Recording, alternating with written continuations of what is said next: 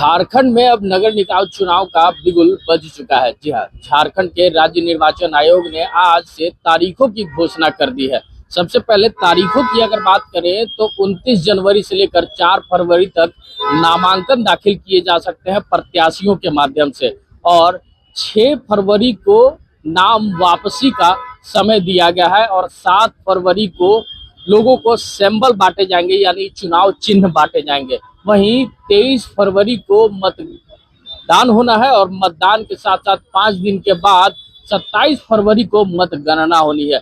वहीं अगर बात कर ले कि झारखंड में कुल कितने नगर निकाय जगहों पे चुनाव होना है, तो 48 नगर निकाय झारखंड में पूरे आते हैं, और जो बूथों की संख्या बनाई गई है 1087 बूथ बनाए गए हैं। साथ में अगर झारखंड के प्रत्याशियों की बात कर ले, घनी आबादी क्षेत्र वाले प्रत्याशियों की बात कर ले, तो 10 लाख से ज़्यादा जहां पे घनी आबादी है वहां पे अगर महापौर है तो महापौर को जो राशि खर्च करने की सीमा दी गई है वो 25 लाख रुपये दी गई है, और वार्ड पार्षद जो है उनको महज 5 लाख रुपया खर्च करने का आदेश दिया गया है। वहीं अगर 10 लाख से नीचे वाली जो आबादी है, जो जगह है, उस जगह पे जो महापौर है वो 15 लाख रुपए खर्च कर पाएंगे, और वहीं जो पार्षद हैं, पार्षदों को 3 लाख रुपए खर्च करने होंगे। तो इन सारी चीजों को लेकर आज राज्य निर्वाचन आयोग ने सारी जानकारी पत्रकारों के साथ साझा किया है, और क्या कुछ कहती नजर आ रही है राज्य निर्वाचन आयोग की अधिकारी अलका तिवारी। आइए सुनते हैं। कॉन्फ्रेंस की जा रही है। ये नगर पालिका आम निर्वाचन 2026 हेतु निर्वाचन कार्यक्रम के संबंध में की जा रही है। मैं ये बताना चाहूंगी कि राज्य के अंतर्गत कुल 48 नगर पालिकाओं में आम निर्वाचन कराया जाना प्रस्तावित है। इन 48 नगर पालिकाओं में 9 नगर निगम है, 20 नगर परिषद है और 19 नगर पंचायत हैं। इन 48 नगर पालिकाओं में कुल 1087 वार्डों में वार्ड पार्षदों तथा उक्त सभी नगर पालिकाओं के महापौर तथा अध्यक्ष का प्रत्यक्ष निर्वाचन गैर दलीय आधार पर कराया जाएगा। उप महापौर और उपाध्यक्ष का पद अनारक्षित है और उसका निर्वाचन अप्रत्यक्ष रूप से होगा। नगर विकास एवं आवास विभाग द्वारा झारखंड नगर पालिका निर्वाचन एवं चुनाव याचिका नियमावली 2012 में संशोधन किए गए हैं, जिसके अंतर्गत जो ये नगर पालिका निर्वाचन होने जा रहा है ये प्रथम आम निर्वाचन मानते हुए इसी प्रकार से आरक्षण की कार्रवाई की गई है। दूसरी चीज ये है कि पिछड़ा वर्ग के अंतर्गत अत्यंत पिछड़ा वर्ग 1 और पिछड़ा वर्ग 2 के लिए आरक्षण का प्रावधान किया गया है।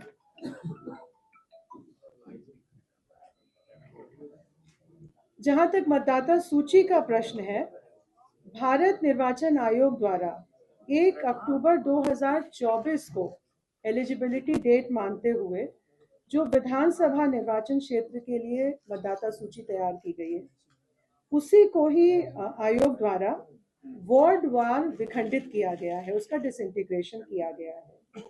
और इस मतदाता सूची के अनुसार नगर पालिका क्षेत्र में कुल मतदाताओं की संख्या 43,33,574 है, 43,33,574, जिसमें पुरुष मतदाता 22,07,203 है और महिला मतदाता 21,26,227 है।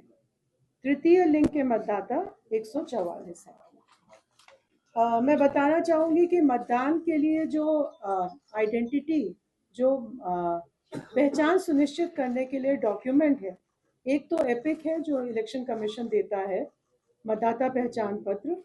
उसके अलावा अन्य वैकल्पिक जो डॉक्यूमेंट्स हैं, जैसे कि बाकी असेंबली इलेक्शंस में होते हैं, निर्वाचन तंत्र द्वारा जारी प्रमाणित फोटोयुक्त मतदाता पर्ची, पासपोर्ट, ड्राइविंग लाइसेंस, केंद्र सरकार, राज्य सरकार, सार्वजनिक क्षेत्रों के उपक्रम, स्थानीय निकाय या पब्लिक लिमिटेड कंपनी द्वारा उनके कर्मचारियों को जारी किए गए सेवा पहचान पत्र जो फोटो युक्त होने होंगे।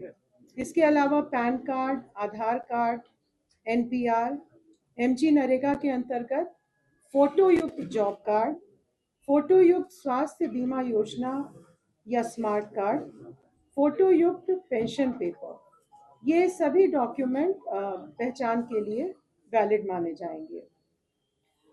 कुल मतदान केंद्रों की संख्या 4,304 है, जो कुल 2,129 भवनों में अवस्थित है। मतदान केंद्रों में आधारभूत न्यूनतम सुविधाओं का प्रावधान किया गया है जिला निर्वाचन पदाधिकारी द्वारा। पेयजल की व्यवस्था, शौचालय, प्रकाश, इसके अलावा जो दिव्यांग व्यक्ति हैं उनके लिए रैंप का भी प्रावधान किया जाएगा। विधि व्यवस्था और सुरक्षा बलों की तैनाती, इस हेतु 8 जनवरी 2026 को एक बैठक यहाँ आयोग में आयोजित की गई थी, जिसमें नगर विकास एवं आवास विभाग, गृह विभाग, अपर पुलिस महानिदेशक अभियान, सभी जिला निर्वाचन पदाधिकारी, सभी सीनियर एसपी इसमें सम्मिलित हुए थे डायरेक्टली और वीसी के माध्यम से। और पर्याप्त संख्या में बल उपलब्ध कराने की व्यवस्था गृह विभाग द्वारा तथा पुलिस महानिदेशक ये पोलिंग के समय मतदान केंद्र में और काउंटिंग के समय मतगणना केंद्र में, और जो स्ट्रांग रूम होगा जहां पे बैलेट बॉक्सेस रखे जाएंगे उसके लिए सुरक्षा बलों की व्यवस्था की जाएगी। जिला उप निर्वाचन पदाधिकारी और निर्वाची पदाधिकारियों का प्रशिक्षण यहाँ पर 2 चरणों में आयोजित किया गया था, 16 जनवरी 2026 को और 22 जनवरी 2026 को, ताकि निर्वाचन से संबंधित जो भी तकनीकी पहलू हैं उनके बारे में उन्हें पूरी जानकारी उपलब्ध करा दी जाए। इन इलेक्शंस के लिए ऑब्जर्वर्स का भी प्रावधान किया गया है, जनरल ऑब्जर्वर्स और इलेक्शन एक्सपेंडिचर ऑब्जर्वर्स। ये पूरी निगरानी रखेंगे इलेक्शन प्रोसेस पे और समय समय पर आयोग को अपना प्रतिवेदन उपलब्ध कराएंगे। ये जो चुनाव कराया जा रहा है नगर पालिका का, ये मतपत्र और मतपेटिका के माध्यम से कराया जा रहा है। पर्याप्त संख्या में मतपेटिका उपलब्ध हैं और इनकी साफ सफाई, रंग रोगन इत्यादि कर दिया गया है। और जिला स्तर से मतदान कर्मियों को, मतगणना कर्मियों को इसको ऑपरेट करने के लिए ट्रेनिंग उपलब्ध कराई जाएगी। जो भी पदाधिकारी, कर्मचारी इलेक्शन प्रोसेस में शामिल हैं, वे पूर्ण रूप से निष्पक्ष और निर्भीक होकर चुनाव का कार्य कराएं, इसके लिए दिशा निर्देश जारी किए गए हैं। और इसमें किसी प्रकार की अगर कमी होती है या किसी प्रकार का कदाचार होता है तो आयोग द्वारा इसमें कार्रवाई की जाएगी। एक और महत्वपूर्ण चीज है कि अगर जहाँ पे भी इलेक्शन हो रहा है उसकी वल्नरेबिलिटी मैपिंग कराई गई है और ये सुनिश्चित किया जाएगा कि जो कमजोर वर्ग के मतदाता हैं वो निर्भीक होकर मतदान कर सकें। मतदान दलों का गठन एनआईसी का एक सॉफ्टवेयर है रेंडमाइजेशन के लिए, उसके द्वारा कराया जाएगा, जिससे कि इसमें पूरी तरह से ऑब्जेक्टिविटी बनी रहे। इस नगर पालिका आम निर्वाचन में नोटा का प्रावधान नहीं है और केवल कैंडिडेट्स को ही वोट देने का प्रावधान किया गया है। आज जो प्रेस नोट के माध्यम से निर्वाचन की घोषणा की जा रही है, उसके साथ ही सभी 48 नगर पालिकाओं में आदर्श आचार संहिता लागू हो जाएगी। ये पंचायत और कैंटोनमेंट क्षेत्र पे लागू नहीं होगा, केवल नगर पालिका क्षेत्र पे लागू होगा। मतगणना के बारे में बताना चाहूंगी कि सभी जिला निर्वाचन पदाधिकारी द्वारा मतगणना केंद्र और स्ट्रांग रूम का प्रावधान किया जा चुका है, उसकी स्थापना का कार्य किया जा चुका है। इसके संबंध में डिटेल निर्देश आयोग द्वारा दिए जा चुके हैं। निर्वाचन में धन बल का दुरुपयोग ना हो, इसके लिए सभी आवश्यक कदम उठाए गए हैं और इसके लिए जैसा मैंने बताया इलेक्शन एक्सपेंडिचर ऑब्जर्वर्स हैं और अभ्यर्थियों द्वारा किस अधिकतम सीमा तक व्यय किया जा सकता है इसका निर्धारण किया गया है, जिसकी सूचना आपको प्रेस नोट में मिल जाएगी। एक ये भी निर्देश दिया गया है कि जो भी महत्वपूर्ण चरण है इस निर्वाचन के, जैसे कि नॉमिनेशन फाइल करना, उनकी स्क्रूटिनी करना, जब प्रचार प्रसार होता है तो जो महत्वपूर्ण बैठकें हैं, सभा जुलूस, मतगणना, ये इसमें वीडियोग्राफी कराने का निर्देश डिप्टी कमिश्नर्स को, जिला निर्वाचन पदाधिकारी को दिया गया है। जो निर्वाचन प्रक्रम है, जो ये आम निर्वाचन है, इसका तिथिवार मैं बताना चाहूंगी कि कल यानी 28 जनवरी 2026 को जिला निर्वाचन पदाधिकारी जो संबंधित नगर पालिका से संबंधित है, वो प्रपत्र 5 में निर्वाचन की सूचना प्रकाशित करेंगे। 29/1/2026 से 4/2/2026 तक नाम निर्देशन करने की तिथि है, यानी नॉमिनेशन फाइल करने की तिथि है। इसकी स्क्रूटनी 5 फरवरी 2026 को की जाएगी। नॉमिनेशन वापस लेने की तिथि 6 फरवरी 2026 है। निर्वाचन प्रतीक आवंटन की तिथि 7 फरवरी है। सिंबल अलॉटमेंट 7 फरवरी को किया जाएगा।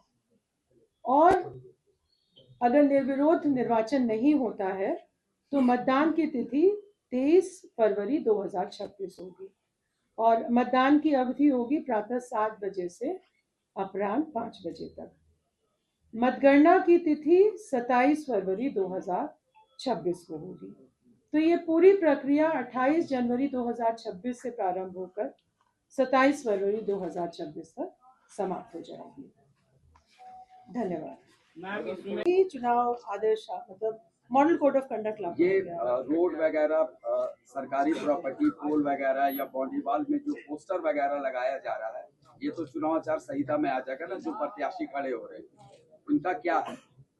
इसके बारे में जो मैंने बताया कि जो हमारा इलेक्शन एक्सपेंडिचर का प्रावधान है, उस प्रावधान के अंतर्गत जो भी कार्य किया जाएगा वो उसमें कवर्ड होगा। जो वो खर्चा है उसको रिपोर्ट करना होगा जिला निर्वाचन पदाधिकारी को कि मैं कितना व्यय कर रहा हूँ। कितना खर्चा कर सकते हैं वार्ड पार्षद?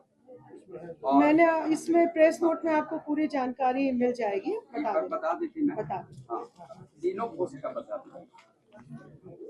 वार्ड पार्षद हैं, नगर पंचायत में उनके लिए अधिसीमा 1 लाख रुपए है और जो वार्ड पार्षद नगर परिषद में है, 1 लाख से कम जनसंख्या वाले नगर परिषद में, उनके लिए अधिसीमा 1.5 लाख है और 1 लाख से अधिक जनसंख्या वालों के लिए 2 लाख रुपए है।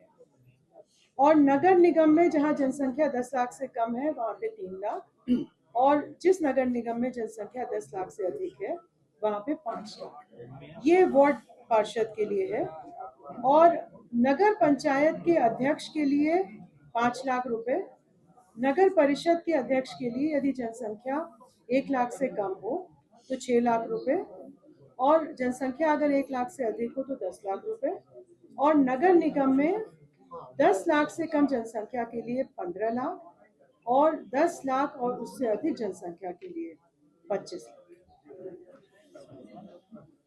तो सुना आपने कि राज्य निर्वाचन आयोग के अधिकारी क्या कुछ कहते नजर आ रही थी। अब झारखंड में होने वाले नगर निकाय चुनाव को लेकर इस बार देखना होगा कि ईवीएम नहीं बल्कि बैलेट पेपर के माध्यम से इस बार चुनाव होगा। वहां नोटा का भी बटन नहीं होगा, यानी नोटा का कोई भी कॉलम नहीं बनाया जाएगा। साथ में अगर बात कर ले सिंबलों की, तो अभी कोई भी राजनीतिक दलों के सिंबल से इस बार झारखंड में नगर निकाय चुनाव नहीं लड़ सकता है। सबों को राज्य निर्वाचन आयोग अपने तरीके से, अपने हिसाब से चुनाव चिन्ह आवंटित करते नजर आएगी। तो अब देखना होगा कि झारखंड में ये राजनीतिक रूप नगर निकाय चुनाव लेता है या नहीं लेता है, या फिर जो नगर निकाय चुनाव होने हैं वो साफ तौर पे इस बार सरल तरीके से पार होता है, या फिर झारखंड की जो जनता है, झारखंड के जो वार्ड पार्षद हैं और महापौर हैं, इस बार नगर निकाय चुनाव में बैलेट पेपर के माध्यम से कितना संतुष्ट हो पाते हैं, ये देखने वाली बात होगी। ऐसे ही तमाम खबरों के साथ जुड़े रहने के लिए हमारे चैनल को लाइक एंड सब्सक्राइब जरूर करें। अमित कुमार, माय पीडीए समाचार राज्य।